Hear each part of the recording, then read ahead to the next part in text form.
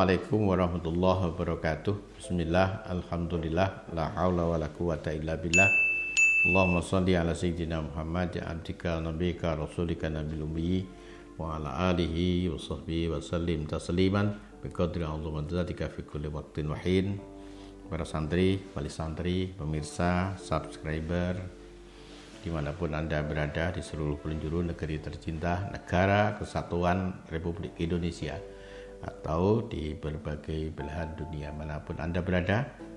Apa kabar Anda? Saya yakin Anda baik lahir dan batin, tengah bersama dengan keluarga, tengah berbahagia dengan orang-orang yang Anda muliakan dan orang-orang yang Anda cintai. Harapan dan doa saya selalu semoga kita semua diberikan rahmat dan berkah oleh Allah Subhanahu wa taala, bisa melihat dan merasakan kebijaksanaan Allah terhadap diri kita, sehingga kita bisa merasa kita adalah makhluk yang paling beruntung karena demikian besar kebijaksanaan Allah, kasih sayang Allah, kepedulian Allah terhadap diri kita. Amin, Allahumma amin. Para santri, wali santri, pemirsa, juga subscriber, saya sekali lagi minta maaf kepada wali santri yang sampai hari ini belum bisa memberikan waktu kunjungan yang leluasa. Kunjungan sudah mulai kita berikan minggu yang lalu dan minggu ini, cuma masih sangat memperhatikan protokol kesehatan. Waktunya masih terbatas, jumlah orangnya masih terbatas, barang yang dibawanya masih sangat terbatas, dan pembatasan-pembatasan yang lain. Justru semangatnya adalah ingin sungguh-sungguh menjaga amanah yang diberikan oleh wali santri. Bapak Ibu wali santri tentu menginginkan agar putra-putrinya sehat, agar pesantren juga di dalam keadaan sehat dan kondusif untuk bisa melaksanakan proses pendidikan dan pengajaran. Nah, kita tidak ingin ada satu saja di antara santri yang kemudian sakit disebabkan oleh COVID. Oleh karena itulah kebijakan ini diambil. Moga-moga dengan usaha yang sungguh-sungguh Allah juga memberikan ijabah, kita diberikan kesehatan, anak-anak kita diberikan kesehatan, keluarganya juga demikian, dan seterusnya.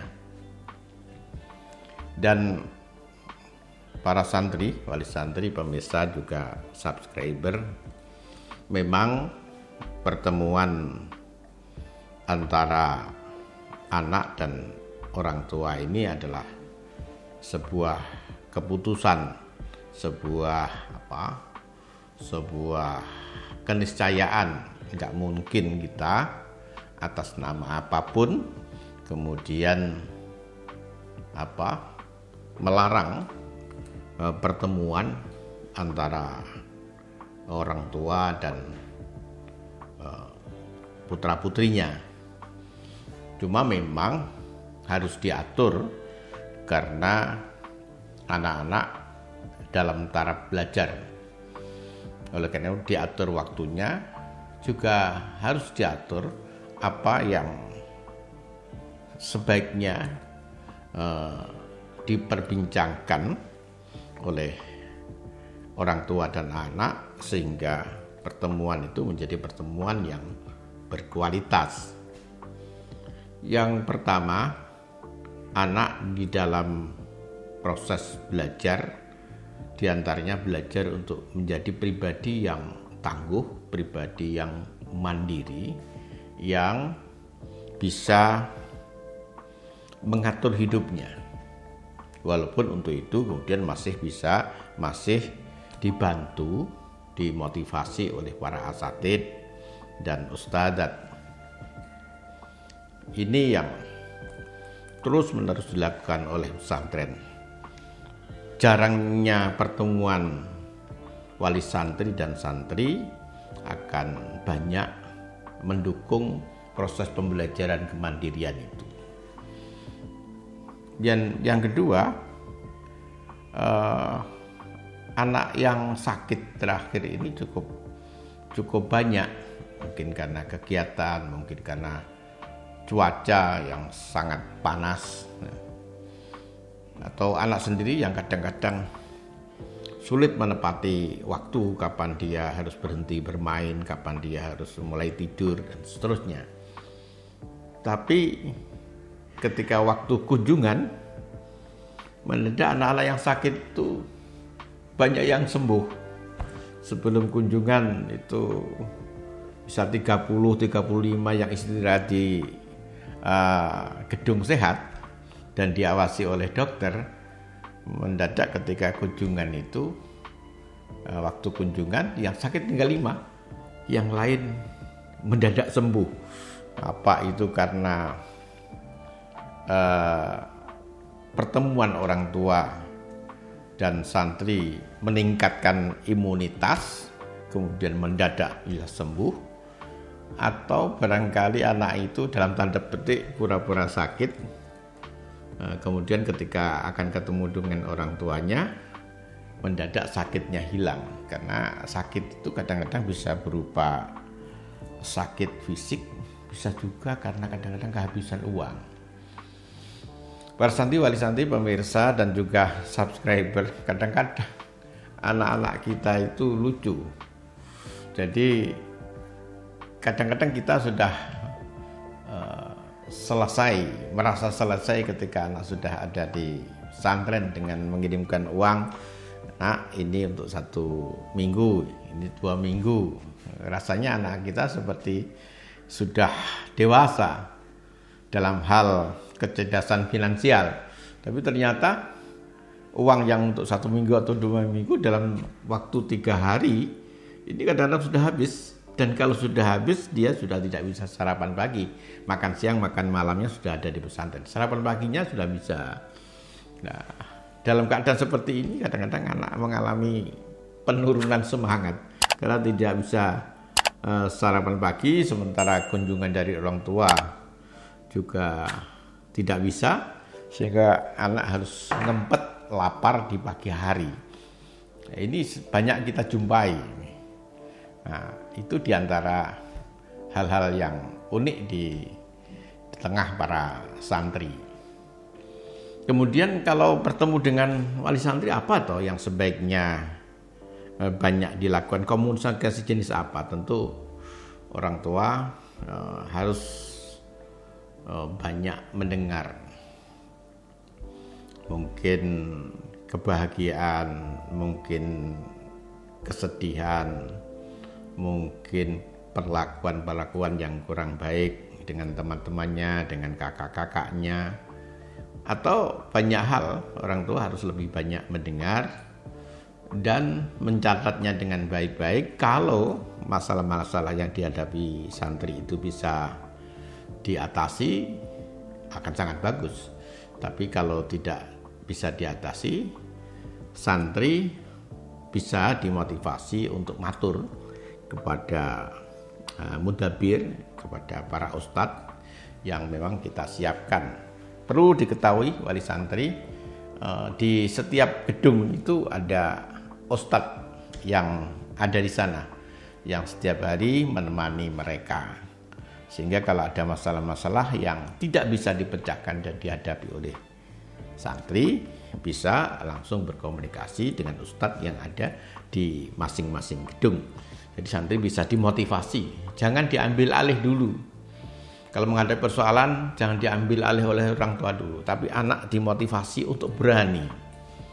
Ini berkaitan dengan masa depan. Polisi yang hebat sekalipun tidak bisa kalau tidak ada laporan dari warganya. Dengan itu berarti membantu pesantren, sehingga pesantren di samping sistem yang sudah ada itu bisa mengetahui problem-problem yang terjadi dengan laporan santri.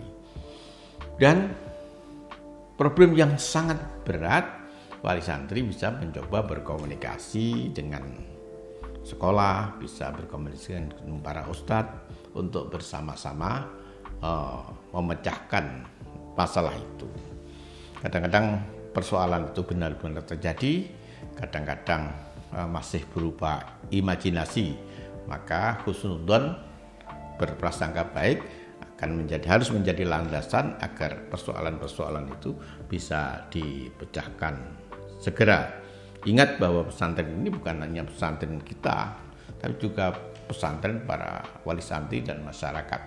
Kewajiban menjaga pesantren harus dilakukan oleh bersama-sama antara pihak sekolah, pihak pesantren, pihak wali santri dan masyarakat. Kalau itu sinergi itu bisa dilakukan, maka pesantren akan benar-benar menjadi lembaga pendidikan yang sangat bagus, yang bisa mengantarkan, menuntun, memberikan situasi, kondisi kepada para santri untuk tumbuh berkembang menjadi manusia ideal, manusia yang kita inginkan, manusia yang memiliki kualitas kecerdasan mumpuni, kualitas kecerdasan emosional dan spiritual yang mapan, anak-anak semacam itulah yang kita harapkan bisa memberikan kontribusi yang cukup bagi kehidupannya dan kehidupan masyarakat sekitarnya.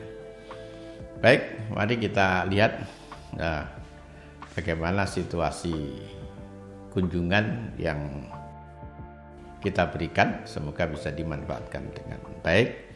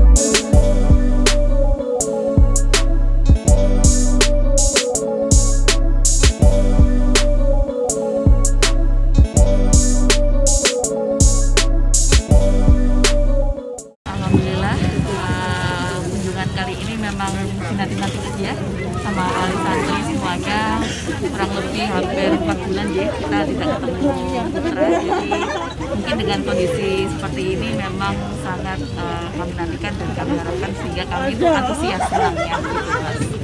Untuk kunjungan sejauh ini saya lihat alhamdulillah sudah bagus. Dalam arti koordinasi antara pihak pondok pesantren dengan wali santri pun terkoordinasi dengan baik, baik yang dari gelombang pertama kehadiran, berikutnya dengan sesi berikutnya itu sudah cukup baik Mas. Demikian para santri wali santri pemirsa juga subscriber, semoga bermanfaat. Wallahul muwaffiq ila aqwamit thoriq. Assalamualaikum warahmatullahi wabarakatuh.